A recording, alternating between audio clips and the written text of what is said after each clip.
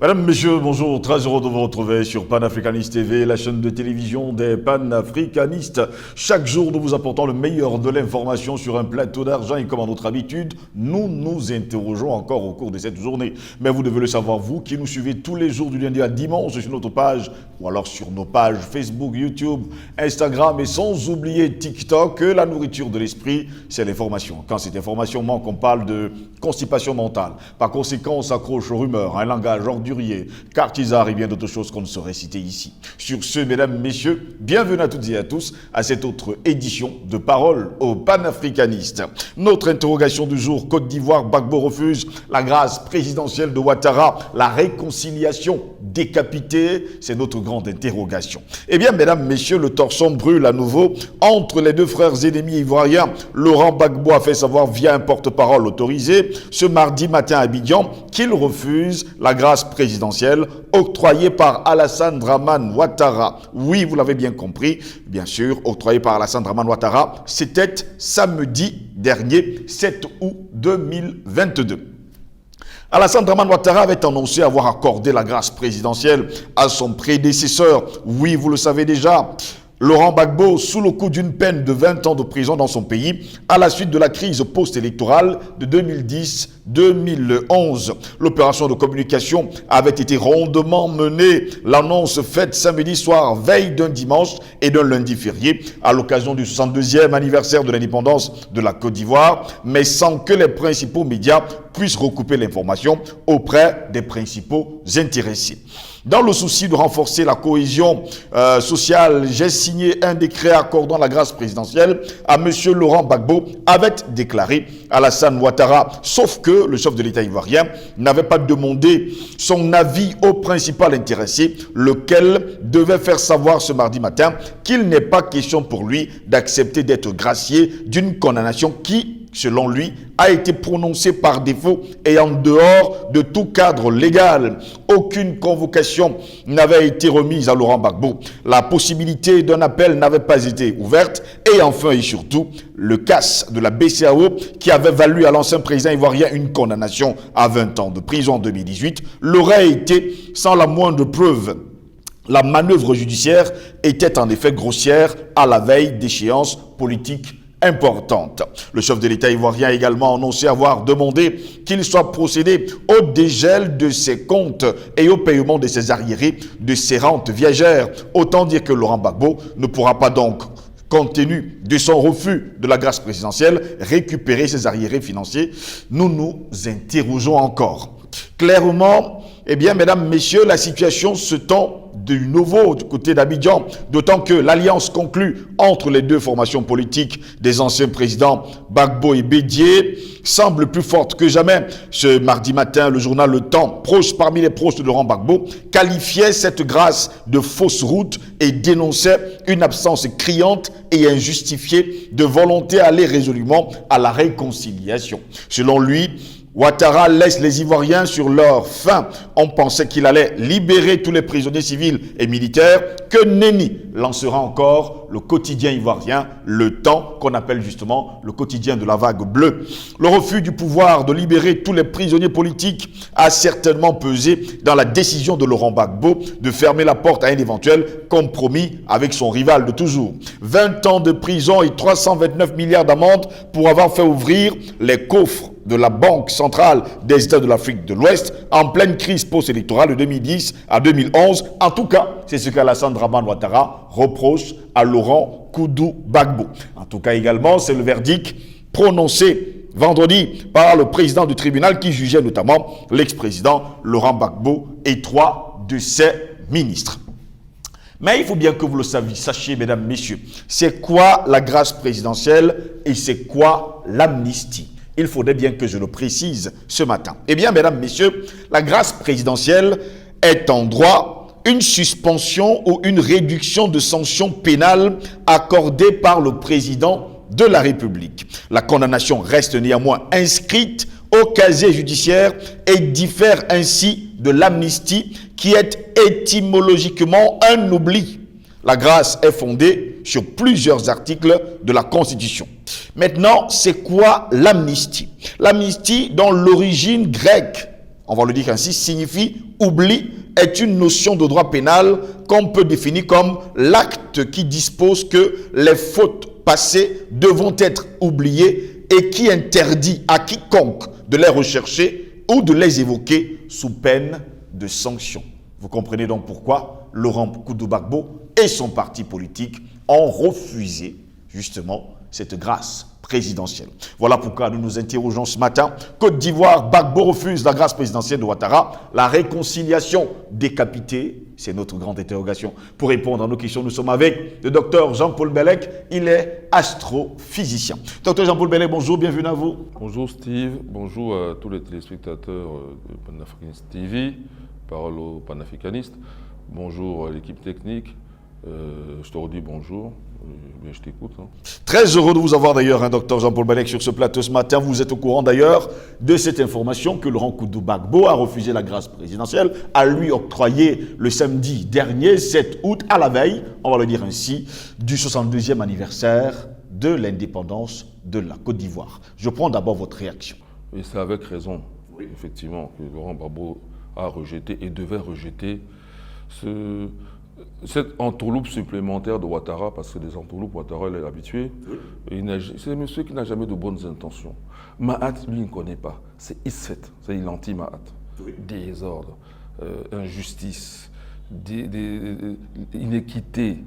Tout le contraire. Tout ce qu'il fait, c'est disharmonieux. Okay? Il n'y a rien d'exact. Voilà. Et le pire dessus, c'est qu'il est injuste. Oui. Et il ment.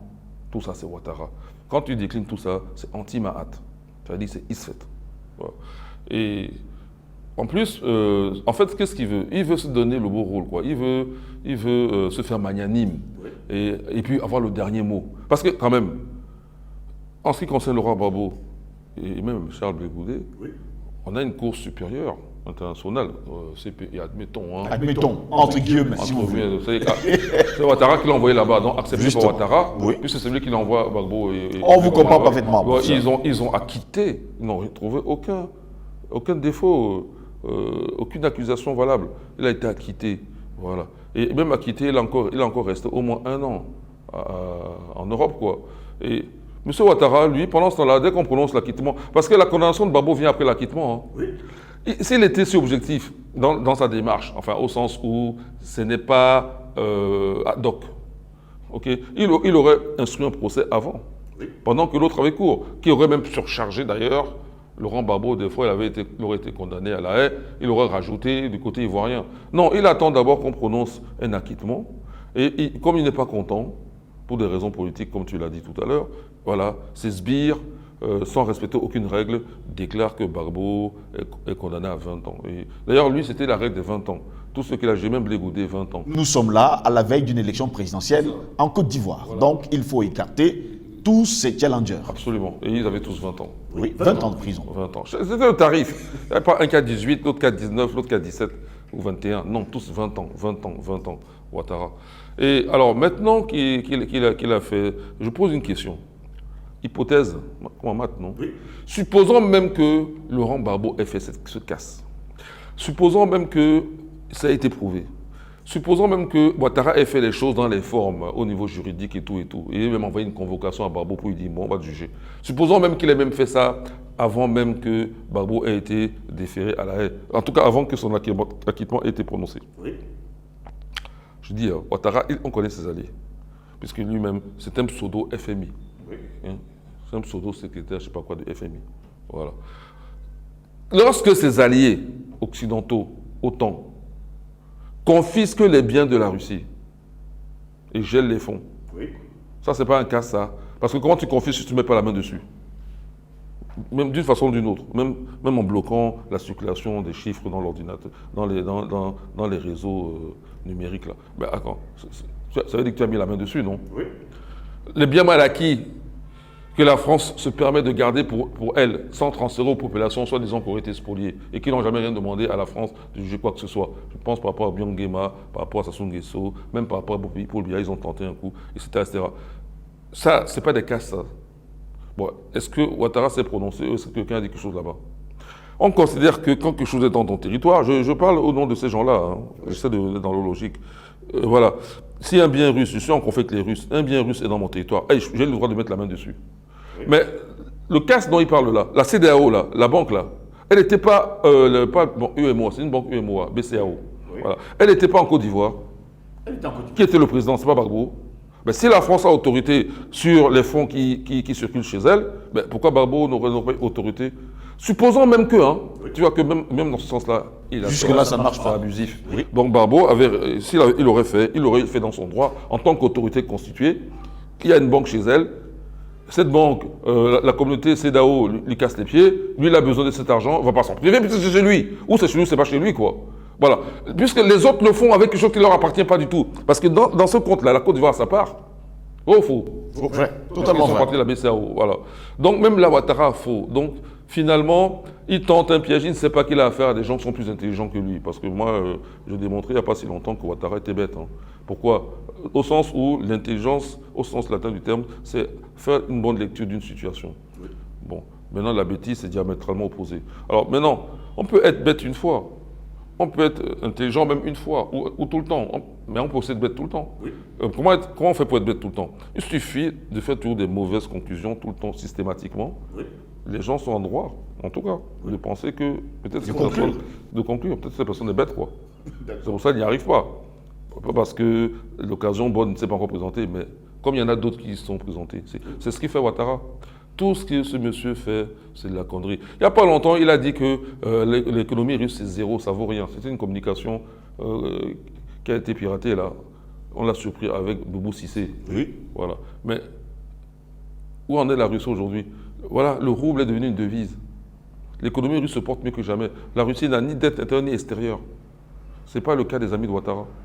Pas du tout. Voilà. La Russie a même des fonds souverains, des devises, qui lui permettent d'importer de la marchandise, pour ceux qui veulent commercer avec elle, pendant 2 ans. Et s'il y a beaucoup de pays qui peuvent se permettre, souvent on parle de mois, quoi. Par exemple, si c'est Ouattara, si on interroge la Côte d'Ivoire, on va nous dire que peut-être c'est 1 mois seulement, quoi, ou 2 mois, pas plus. Mais, donc il se tait, ce monsieur, parce qu'il est trop bête. Il est bête. Et là encore, c'est une bêtise. Comment il peut piéger quelqu'un qui est plus intelligent que lui? Gbagbo, on l'appelle le boulanger, non? Oui. Lui, il veut piéger le boulanger. N'est-ce pas? C'est Gbagbo qui est le boulanger, d'après son propre camp même. Oui. Hein? C'est ce qu'on nous dit. Soro disait tout ce que Gbagbo était un boulanger. Mais toi, tu veux piéger un boulanger, mais c'est lui qui va te rouler dans la farine. C'est tout. Donc il a voulu, en pensant que Gbagbo se jetterait là-dessous, je ne sais pas, il a rêvé, quoi. Il a rêvé, c'est un cauchemar. Ça va devenir un cauchemar pour lui. Il a intérêt à vite se raviser, M. Ouattara, parce qu'il y a des chances qu'il finisse mal. Tout démontre qu'en Afrique de l'Ouest, les bouleversements qui ont commencé au Mali, hein, et même en Guinée, ça commence à bouillonner là-bas, même au Burkina, hein, oui. Tout démontre que ça va faire tache d'huile dans toute la sous-région.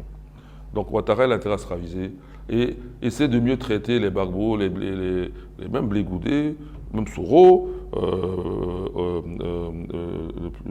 le doyen là, Konan Bédié, voilà, parce que c'est leurs partisans, à défaut d'eux-mêmes, mais c'est leurs partisans qui risquent d'être là demain aux manettes du pouvoir. Et eux n'auront peut-être pas pitié de Ouattara, parce que Ouattara, souviens-toi que pendant cette crise électorale-là, qu'il lui a créée, hein, c'est lui qui a créé les crises, hein, oui. Voilà.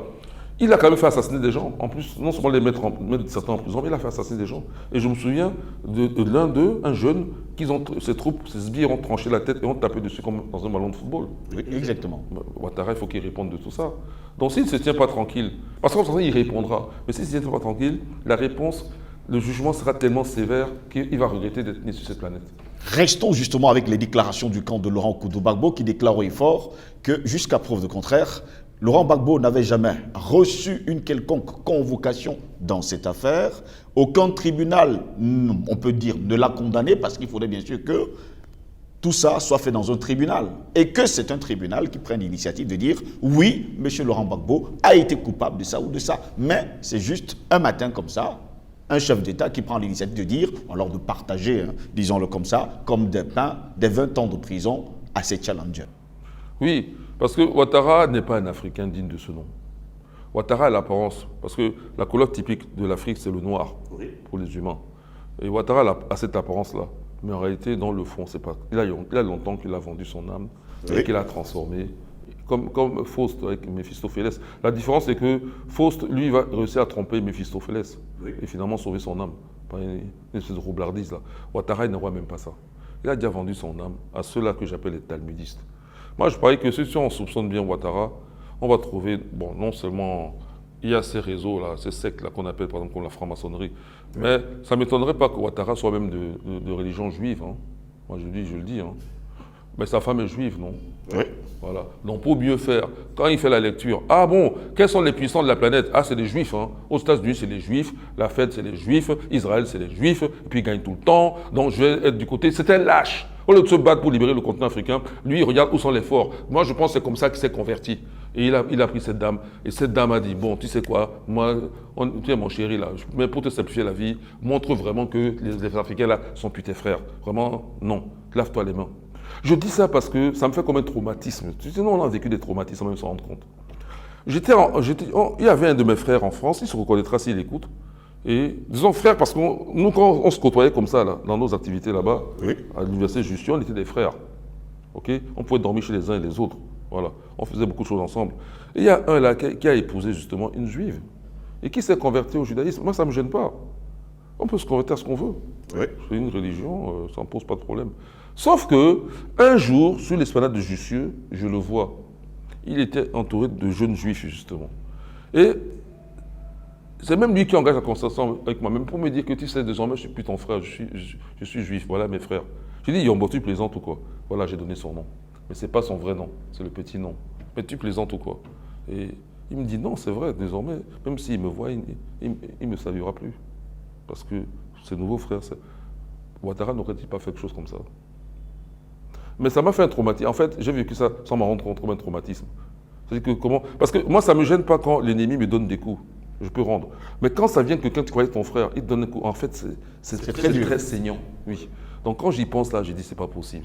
Mais je pense que Ouattara, c'est même plus que ça. C'est même plus que ça. Maintenant, on se rappelle quand même qu'en 2018... Je n'ai pas fini. D'accord, terminé. C'était pour dire qu'il est comme ces gens-là. Oui.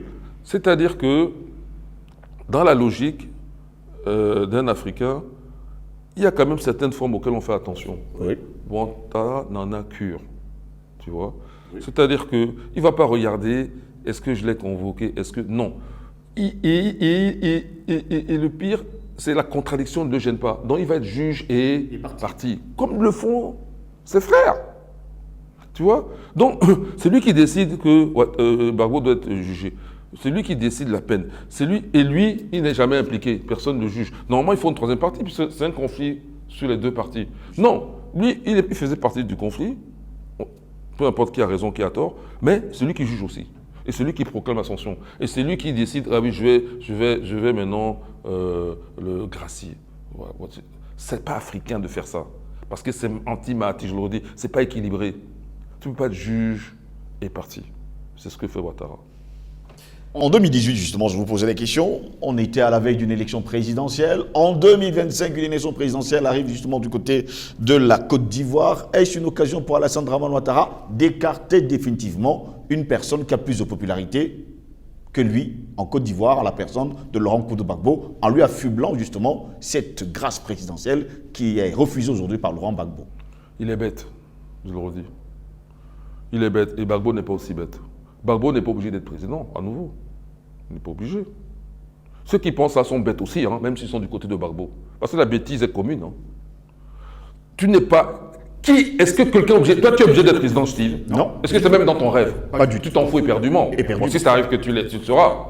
Mais est-ce que c'est ça qui fait que si tu ne l'es pas, tu ne vas pas vivre? Du tout. Alors, est-ce qu'on est obligé d'être président? Pas du tout. Par contre, tu aimerais bien contribuer pour ton pays. Oui. Bon, les Ivoiriens n'ont qu'à travailler pour contribuer pour leur pays. Gbagbo n'est pas obligé d'être à nouveau président. Ça, c'est le point focal de Ouattara, là. Il en fait une obsession. Non. Et parce que lui-même, c'est ce qu'il veut. Il croit qu'il va mourir au pouvoir. Non, il se trompe. Non, on n'est pas obligé d'être président, mais on peut être très utile sans être président. Ici, là, ce que vous faites ici, là, bon, moi-même, j'ai contribué à ma petite place. Parce que je ne vais pas me soustraire. C'est comme si je me soustrais. Non, vous vous soustraire à ça. J'assume, non, j'assume. Voilà. Bon, c'est qui a fait ici, là? Oui. Tout le groupe, là. Et qui commence même depuis bien avant, ok? Mais c'est une contribution pour l'émancipation, la souveraineté et la liberté totale. Du continent africain. Voilà, et c'est bon. Après, il y a les Assimi Goïta qui prennent des décisions, les Touadéra, les Paul Biya, Bon, je sais qu'il y en a qui disent que Popia n'est pas un panafricain. Pour moi, il en est un. Je décrète au niveau de moi, Jean-Paul. Je dis ça pour énerver tous ceux qui, dans Panafricain, font les commentaires. Ah, professeur Mbelek. Ah oui, moi je pensais que. Mais tu soutiens Paul Biya. Je ne suis pas bête, hein. C'est vous qui l'êtes, moi je ne suis pas bête. Quand quelqu'un réfléchit plutôt à savoir pourquoi je dis ça, et vous allez vous informer, je ne suis pas bête, ok? Je ne suis pas bête. Non seulement je ne suis pas bête, mais je réfléchis bien. Et je sais de quoi je parle. Allons-y. Voilà. Donc, M. Gbagbo n'est pas obligé d'être président. Mais il peut très bien former Quelqu'un. et lui, il sera là comme conseiller en background. C'est même souvent ce qu'on sait souvent. Voilà. Poutine a donné l'exemple. Ok? Il a mis Medvedev pour respecter la Constitution et il était là. Et puis il est revenu encore après. Voilà. À un certain âge, on peut très bien dire je suis plus efficace. Ok? Puisque c'était le but de Ouattara. Bon, maintenant, ça ne veut pas donner raison à Ouattara. Bon, on peut très bien laisser passer un jeune, le conseiller, et puis revenir après. Ou même pendant. Parce que le jeune peut aussi démissionner. Pourtant, dans le Il rêve. peut démissionner, Steve. Oui, il peut Et il y a également une nouvelle élection et ça ne contredit rien. suis Bon, ils d'accord sont avec bêtes, tous ces gens-là. Ils sont bêtes. Il faut être intelligent. Un Africain, c'est intelligent. Hein. Pourquoi? Parce que l'augmentation du cerveau, depuis les espèces anciennes, à savoir les paranthropes et les australopithèques, jusqu'à Homo sapiens sapiens, l'homme moderne, le cerveau n'a pas arrêté d'augmenter.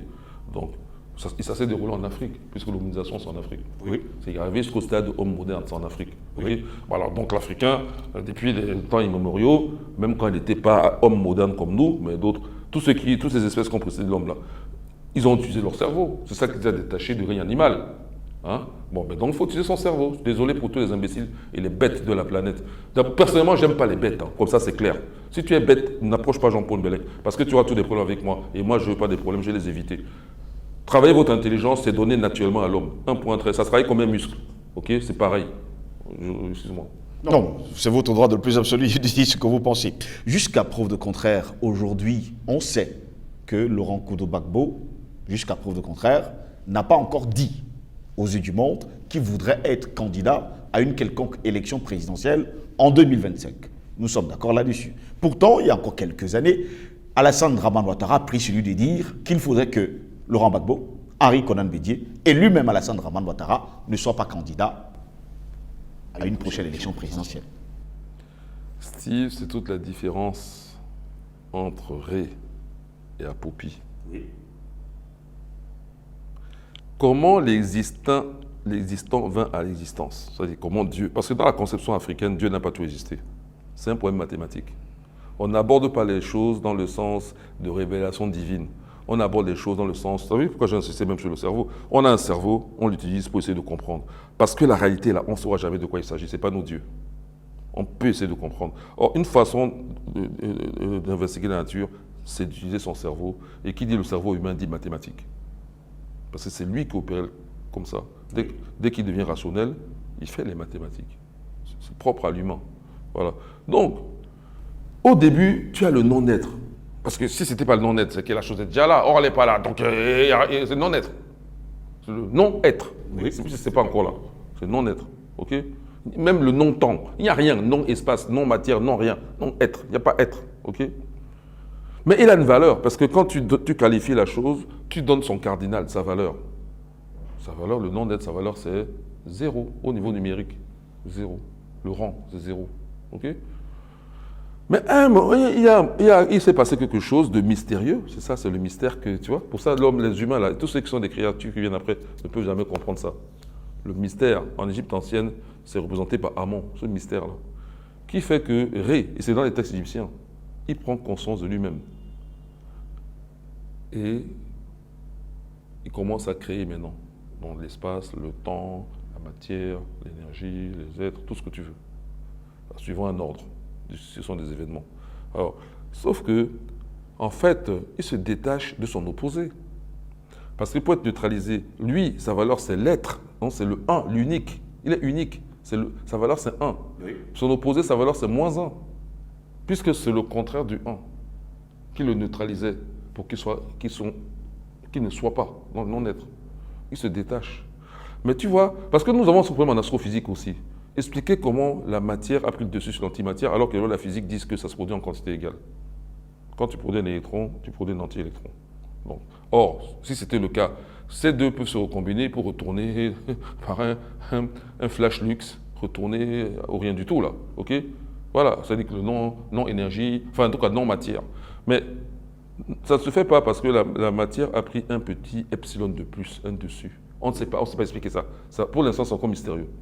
Pour l'instant, je pense qu'il y a une explication. OK. Alors, puisque ce n'est que de la physique. Alors, maintenant, c'est la même chose, là. C'est-à-dire que quand on dit Ré prend conscience de lui-même, c'est-à-dire qu'à la valeur 1, il rajoute un epsilon qui est un irrationnel. Ce n'est pas un nombre entier, c'est irrationnel. C'est 1 plus... Epsilon peut être aussi petit que tu veux, 0,00, mais n'est pas égal à 0. Et puis en l'occurrence, nous décidons qu'il est positif. Donc, c'est ça que, quoi que fasse Apopie, moins 1 plus 1, mais plus epsilon ne donnera plus 0. Donc, on ne peut plus retourner au non. Et donc, avec ces êtres-là, il s'arrange pour que Apopie, ça c'est l'allégorie, ne l'avale jamais. OK? Voilà. Du coup, la création continue. OK? Donc, ce que je veux dire par là, c'est que Apopie, là, puisqu'il est capable de détruire et de ramener vers le non-être, c'est ceux qui n'agissent jamais. C'est là que je veux en venir. Et Ré, il a cette valeur supplémentaire qui est rationnelle, qui fait que cette neutralisation ne marche pas. Il crée des êtres qui bloquent Apopie. Alors, la conséquence est la suivante, c'est que celui qui veut ramener vers le Noun, donc y compris nous autres, parce que nous sommes des créations de Ré, c'est lui le mal. C'est le mal absolu. Oui, parce que s'il réussit son coup, non seulement Ré disparaît, mais nous aussi, il n'y a plus de vie, il n'y a plus d'être rien. En fait, parce qu'Apopie, mathématiquement, n'importe lequel qui prend conscience, là, c'est lui qu'on appelle Ré. Hein. C'est ça, tu comprends? Il y a arbitraire du signe, voilà. N'importe lequel. L'autre est forcément le mauvais. Parce que lui, sa volonté, c'est je dormais tranquille, je ne voulais pas être, je veux retourner là-bas. Alors, c'est ça la différence entre le choix des Africains, c'est Ré. Parce que c'est Ré qui a la loi Mahat. Le choix de Apopie, aller vers Apopie, c'est ne vouloir rien faire. Les Ouattara sont des gens de Apopie et ils appliquent, ils se font. C'est des gens qui ne veulent pas qu'on décolle. Donc sa vision est ainsi. Il dit, toi, tu ne seras pas candidat. Toi, tu ne seras pas candidat. Mais quand il fait ça, c'est pour bloquer la situation. Il ne veut pas que la Côte d'Ivoire évolue. Donc il raisonne comme ça. C'est pour ça que je suis revenu au niveau de l'ontologie, là. Que tu vois, ces gens-là, ontologiquement, c'est ça leur nature. Donc ça ne peut pas être un Africain comme nous. C'est quelqu'un qui ne veut pas que ça bouge. Pourquoi tu décrètes une telle loi qui est une loi bloquante? Quelqu'un qui est dynamique, c'est quelqu'un qui regarde le côté de Ré, la lumière, la Ré. Il ne peut pas faire quelque chose comme s'il voulait rester seulement dans le non-être. Tu veux être quelque chose, non? Tu veux être Côte d'Ivoire développée. Tu veux être même Afrique unie. Mais ne bloque pas les choses, laisse les choses évoluer. C'est ce que fait Paul Biya, surtout ceux qui n'aiment pas Paul Biya. Alors, il nous laisse faire panafricanistes, il nous laisse faire toutes les autres chaînes panafricanistes, non? Alors, il ne nous bloque pas. Si c'était Ouattara, est-ce que nous pourrions même parler là-bas en Côte d'Ivoire? Du tout. Donc c'est un gars qui est Isfet et c'est Apopie. C'est le mal absolu pour nous les Africains. Okay? Donc sa problématique-là n'a pas de sens pour nous. Tu vois? Voilà, donc tu peux même l'ignorer. Et je vais te dire une chose, il a échoué, puisque la création existe. Mais comme Apopie ne peut pas réussir, Ouattara aussi. D'autant plus que Ouattara, tu vois bien qu'il n'a même pas... Ce sont les usurpateurs, hein, parce que Ouattara lui-même est une création de Ré, non? Oui. Il n'est pas au niveau de l'Apopie. Apopie, il a presque la force de Ré, à quelque chose près. Okay? Ce n'est pas le cas de Ouattara. On lui donne même trop d'importance, là. Mais c'est pour dire que, parmi nous, les êtres humains, puisqu'on a le libre arbitre, il y a ceux qui ne veulent pas que les choses évoluent. Par exemple, tu vois, l'Occident, en disant l'Afrique ne doit pas s'industrialiser. Il y a même une chanson, hein. Il y a même un groupe de musique qui a existé, Arrested Development, un groupe afro-américain. Voilà. C'est qu'ils ont décidé que l'Afrique ne bougera, ne doit pas décoller. Donc du coup, il y a les lois raciales, tout qui fait que l'Afrique ne doit pas bouger. Or, les Africains sont les êtres humains. Et non seulement c'est les premiers des êtres humains, ils contribuent à l'humanité. Donc bloquer les Africains, c'est bloquer l'humanité. Ouattara fait la même chose à son petit niveau, la Côte d'Ivoire. Mais ils ont échoué. Aujourd'hui, la géopolitique montre que l'Occident échoue en Afrique. Donc la même géopolitique montre que Ouattara, avec sa politique, va échouer. C'est une politique de minables, de gens qui n'ont pas une vision noble pour donner un résultat, à montrer qu'ils sont créatifs. La créativité dans son cerveau est nulle. Donc il ne peut prendre que des choses bêtes comme ça. Pour terminer et sortir rapidement justement de cet entretien, jusqu'à preuve de contraire, Alassane Dramane Ouattara a réuni Henri Konan Bédié, Laurent Gbagbo, c'était au palais de la présidence. On pensait que c'était une réconciliation. Avec la décision prise justement de gracier Laurent Gbagbo et le refus de Gbagbo d'accepter cette grâce présidentielle, peut-on dire que la réconciliation est décapitée? Ah, merci, je vais nuancer. Bon, d'abord, c'est un salopard. En fait, ça fait le lien avec... comme ça, j'ai déjà mis le gros morceau, maintenant je peux continuer en l'utilisant. Non. Pourquoi il n'a pas gracié Conan Bédié? Conan Bédié aussi a été condamné. Hein. Pas pour les mêmes raisons, si. C'est ça qui a fait qu'il n'a pas pu se présenter. Conan Bédié aussi a une condamnation, Steve. Oui. Je ne me trompe pas. Mais ce n'est pas les mêmes raisons, puisque ce n'est pas lui qui était président. Il était même du côté de Ouattara. Tu l'as dit toi-même, il a s'est arrangé pour écarter... Alors, tous ces challengers. Écoute, supposons même que l'actualité est un peu lointaine. Ok, pourquoi Conan Bédié ne s'est pas présenté? Mais parce qu'on l'a bloqué. Il y avait quelque chose de légal qui l'empêchait d'être candidat. Ok? Voilà. Bon, donc, sur ce point-là, tu dis, non, recommence là, parce que là, j'allais lancer quelque chose. Il y a quelques semaines encore, on les a vus tous les trois au palais de la présidence de la République du côté, justement. On a Henri Conan Bédié, Laurent Gbagbo et lui-même Alassane Dramane Ouattara. On nous faisait comprendre que réconciliation nationale, les trois hommes se sont réconciliés. Avec justement cette grâce présidentielle refusée justement par Laurent Gbagbo, peut-on dire que la réconciliation est décapitée? C'est pour ça que je te fais répéter, parce qu'il y a le mot décapité là. Donc, je vais donc faire un peu comme tu l'as fait au début, là, un petit point d'arrêt là. Oui. Dire que la réconciliation est décapitée, supposons même que dans la tête de Ouattara, oui, il y pensait un peu. Imaginons. Voilà. Pour décapiter la réconciliation, ça veut dire qu'il y avait déjà une tête qui avançait quelque part. Oui. On est d'accord. Est-ce le cas? La seule tête que Ouattara a pu voir, il les a coupés. Ok? Oui. Donc, elle n'est pas décapitée parce qu'elle n'a jamais eu lieu, en fait. Ouattara n'a jamais eu l'intention de faire une quelconque réconciliation. Si c'était le cas, il aurait fait l'amnistie. Ok? Oui. Si c'était le cas, il n'aurait pas encore arrêté, il n'y a pas longtemps, Pulchéré, c'est Pulchéré, ça s'appelle Gbalé, oui. Parce qu'elle a fait un voyage au Mali. Enfin, en tout cas, on l'a interrogé à la préfecture. Ça a duré des heures. Il n'aurait pas fait ça. Et ce n'est pas la seule qui est inquiétée. Beaucoup d'autres le sont. Voilà. Si c'était le cas, il n'aurait pas ces geôles pleines de prisonniers politiques. Parce que j'entends souvent que tel président est un dictateur, la prison. Oui, mais Ouattara, pourquoi vous ne parlez pas de lui? Il y a des prisonniers politiques en Côte d'Ivoire. Et eux, c'est clair qu'ils sont politiques. Parce que, par exemple, ici au Cameroun, les gens qui sont en prison, là, beaucoup ont, à défaut de... On peut dire que, bon, c'est pour des raisons politiques, mais ils ont quand même détourné des fonds. Au moins le motif détournement de fonds, qu'eux-mêmes reconnaissent, oui. On peut au moins leur imputer ça. Oui, voilà, et on sait ce qu'ils voulaient faire avec ces fonds-là. Donc Ouattara n'a jamais voulu de réconciliation puisqu'il peut faire une grâce présidentielle. Pourquoi ne pas faire l'effort supplémentaire? Attends, moi je dis Steve, si on accorde l'amnistie à des terroristes dans d'autres pays, la communauté soi-disant internationale là, demande que le Mali accorde l'amnistie aux terroristes et les intègre dans l'armée. Ok? Oui. C'est encore d'actualité, là. Il n'y a pas longtemps, il y a une réunion. On le sait. Voilà. Ce sont des terroristes, des gens qu'on reconnaît qu'ils ont même tué des citoyens de ces pays-là, de leur propre pays d'origine. On demande de faire une amnistie. C'est Gbagbo qui n'a tué personne. En tout cas, en tant que Gbagbo n'a tué personne, lui, personnellement, n'a tué personne. Puisqu'on juge une personne, non? Oui. Voilà, l'individu. Alors, c'est lui qu'on ne peut pas amnistier. Les Ivoiriens qui sont en prison, là, ils n'ont terrorisé personne. Ils avaient une façon de voir la société à défendre. Oui. C'est arrivé de un conflit armé. Mais ils n'ont pas fait de terrorisme. Donc, si on libère les terroristes, on les amnistie. Mais pourquoi on ne peut pas libérer ceux-là et les amnistier aussi?